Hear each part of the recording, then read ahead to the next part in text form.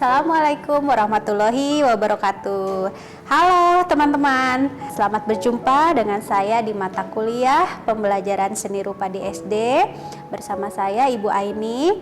Kali ini kita akan mempelajari bahasan tentang unsur seni rupa yang meliputi unsur fisik dan non-fisik serta prinsip penyusunan dalam seni rupa.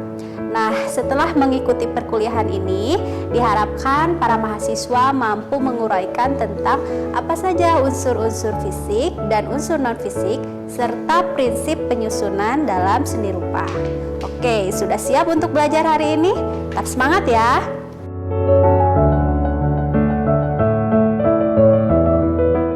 Oke, baik, kita bahas unsur fisik dulu ya. Nah, unsur fisik yang dimaksud di sini adalah unsur fisik seni rupa yang bisa diamati secara visual atau kasat mata yang meliputi bentuk, ruang, tekstur, dan warna. Kemudian ada unsur non-fisik. Unsur non-fisik ini adalah unsur yang berisi isi atau subject matter yang di dalamnya mengandung ide, gagasan, atau bahkan menunjukkan suasana dalam gambaran sebuah karya seni rupa. Hari ini kita akan membahas 3 topik yang terdiri dari 1.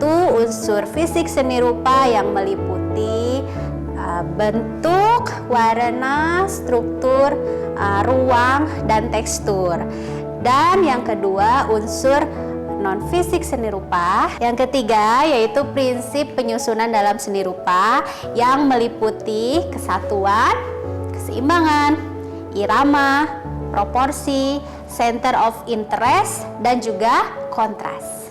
Mari kita bahas tentang unsur fisik seni rupa. Nah, unsur fisik seni rupa yang dimaksudkan di sini adalah unsur fisik seni rupa yang bisa dilihat secara visual atau kasat mata, yang keseluruhan unsur tersebut diorganisasikan dengan menggunakan prinsip penyusunan dalam seni rupa sehingga membentuk suatu bentuk baru yang estetis yang disebut dengan karya seni rupa. Jenis unsur fisik seni rupa yang pertama itu terdiri dari bentuk. Nah, bentuk sendiri ini terdiri dari beberapa bagian ya. Yang pertama ada titik, garis, bidang, ruang, dan volume. Jenis bentuk yang pertama adalah titik. Titik adalah bentuk terkecil dari suatu benda. Nah, yang tidak memiliki volume. Titik bila diperbesar dia memiliki bentuk yang beraneka ragam. Ada bentuk yang tidak beraturan, bentuk segitiga, bujur sangkar, mampat, lonjong, dan lain sebagainya. Nah, bentuk yang kedua itu terdiri dari garis. Garis adalah batas limit suatu benda, suatu massa, atau suatu warna pada objek. Nah, garis ini bisa dibedakan atas garis lurus, garis lengkung, dan garis patah atau garis bertekuk, atau bisa disebut juga dengan garis zigzag.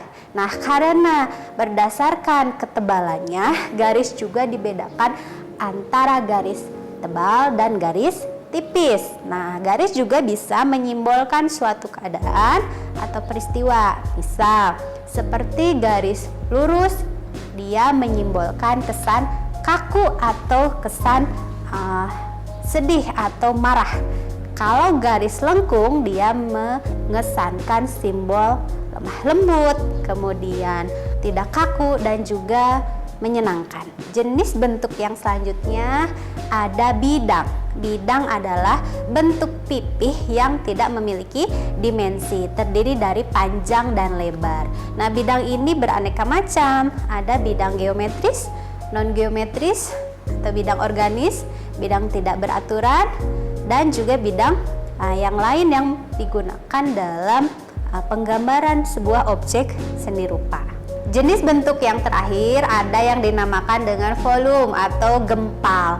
Volume adalah bentuk dari objek yang memiliki kedalaman terdiri dari panjang kali lebar dan juga memiliki kedalaman atau yang disebut juga dengan gempal. Jadi volume ini bentuknya seperti 3 dimensi, bisa dilihat dari segala arah.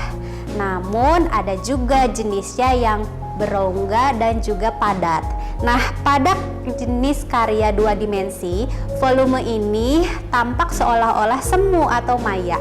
Pada karya 2 dimensi, volume ini menunjukkan kesan kedalaman atau ruang pada bidang datar.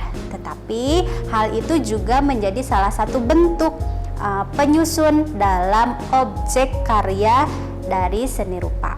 Jenis unsur fisik yang kedua, setelah bentuk ada yang dinamakan unsur warna. Nah, ada sedikitnya 2 hal yang harus kita pahami dan kenali terkait warna ini, yaitu peran warna dan klasifikasi warna.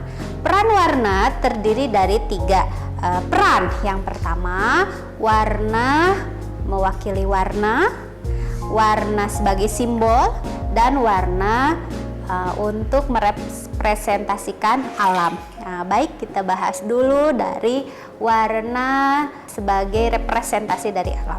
Nah, warna ini merepresentasikan atau mewakili penggambaran warna-warna alam yang sesuai dengan objek-objek yang ada di alam. Sedangkan warna sebagai simbol, nah, adalah warna untuk mewakili suasana atau perasaan. Misal, warna merah untuk kemarahan atau kesedihan, warna putih melambangkan kesucian, hijau untuk kesegaran, kuning melambangkan kematian, atau bahkan warna hitam juga di beberapa daerah melambangkan sebagai simbol duka cita. Nah, kemudian ada warna sebagai warna. Nah, ini tidak ada representasi khusus, jadi hanya menampilkan objek atau warna yang betul-betul original sebagai warna, tidak ada arti khusus di dalamnya. Yang selanjutnya ada klasifikasi warna. Klasifikasi warna ini lazim ada 5 tingkatan yang harus kita ketahui. Yang pertama itu ada warna primer, sekunder, warna tengah, tersier, dan juga warna kuarter. Warna primer disebut juga dengan warna pokok. Nah, ini adalah warna dasar. Nah, ini terdiri dari 3 warna utama, ada merah, biru, dan kuning. Nah, yang selanjutnya ada warna sekunder. Warna sekunder merupakan hasil pencampuran antara 2 warna primer. Nah, misal warna merah dengan biru menghasilkan warna ungu, biru dengan kuning menghasilkan warna hijau, merah dengan kuning menghasilkan warna orange atau jingga. Kemudian ada warna tengah. Warna tengah adalah hasil pencampuran dari warna primer dan warna sekunder. Kemudian ada warna tersier. Nah, warna tersier adalah hasil pencampuran dari warna tengah, 2 warna tengah. Dan yang terakhir ada warna kuarter yang merupakan hasil pencampuran dari 2 warna tersier. Jenis unsur fisik yang ketiga, selain bentuk dan warna, ada yang dinamakan dengan tekstur atau barik. Nah, istilah tekstur atau barik adalah nilai raba dari permukaan suatu benda. Nilai raba terdiri dari tekstur halus dan juga tekstur kasar. Ada pula yang disebut dengan tekstur nyata dan tekstur semu atau tekstur maya. Kalau tekstur nyata, kita bisa langsung merasakan nilai raba pada suatu objek atau benda ya pada permukaannya, apakah kasar atau halus. Sedangkan tekstur semu atau maya, kita hanya bisa merasakannya dari kesan yang ditampilkan dari suatu objek seni rupa, apakah dia berkesan halus atau kasar. Nah, unsur fisik yang selanjutnya ada yang dinamakan dengan ruang. Ruang terdiri dari ruang nyata dan juga ruang semu. Nah, ini juga sama dengan tekstur. Nah, ada ruang yang bisa diamati secara visual, tampak secara kasat mata, bisa diamati. Nah, ada juga yang dinamakan ruang semu atau ruang maya. Jadi hanya kesan saja yang kita bisa rasakan pada suatu objek karya 2 dimensi. Kemudian ada yang dinamakan dengan struktur. Nah, struktur ini adalah objek atau unsur fisik yang tidak bisa berdiri sendiri, karena struktur ini terdiri dari gabungan unsur-unsur seni rupa yang lain yang diorganisasikan melalui prinsip penyusunan seni rupa sehingga membentuk sebuah karya baru yang disebut dengan seni rupa. Nah, jika tadi kita membahas tentang unsur fisik seni rupa, kali ini kita akan bahas tentang unsur non-fisik seni rupa. Nah, unsur non-fisik seni rupa itu disebut juga isi yang terkandung dalam sebuah karya seni rupa. Nah, istilah ini juga populer disebut dengan subject matter. Nah, unsur fisik ini bisa diangkat dari citraan image sehari-hari, bisa dari lingkungan keluarga, lingkungan pedesaan, perkotaan, bahkan hal-hal yang dialami atau peristiwa-peristiwa pengalaman yang dialami oleh manusia. Nah, perpaduan dari unsur fisik dan non-fisik ini menghasilkan daya pukau yang disebut dengan expressive content, yang dimana perpaduan ini menghasilkan suatu yang betul-betul bisa menarik atau daya tarik atau daya pukau dari suatu objek karya seni. Nah, unsur non-fisik ini jika di Indonesia disebut juga dengan bobot. Nah, bobot adalah gambaran suatu kualitas dari sebuah objek yang bisa meliputi suasana, ide atau gagasan, dan juga bisa berupa anjuran. Nah, contohnya sangat beragam. Nah, tadi kita sudah mengenal apa yang dinamakan dengan bobot yang terdiri dari suasana, ide atau gagasan, dan juga yang terakhir bersifat anjuran atau propaganda. Nah, contohnya karya yang bertema suasana itu contohnya misalkan ada suasana yang menggambarkan keceriaan, kesedihan, suasana misterius dan lain sebagainya. Sedangkan contoh yang berupa penggambaran ide atau gagasan misalkan idenya tentang pencemaran lingkungan, kemudian go green, lalu bersifat ide-ide politik dan lain sebagainya. Dan yang terakhir, contoh karya yang menggambarkan tentang propaganda atau anjuran. Nah, ini banyak ditemui pada karya-karya grafis atau seni poster ya. Nah, ini bersifat ajakan, himbauan, atau juga sebuah propaganda dalam menyebarkan suatu paham atau ajaran. Sekarang mari kita lihat contoh yang menggambarkan suasana seperti ini.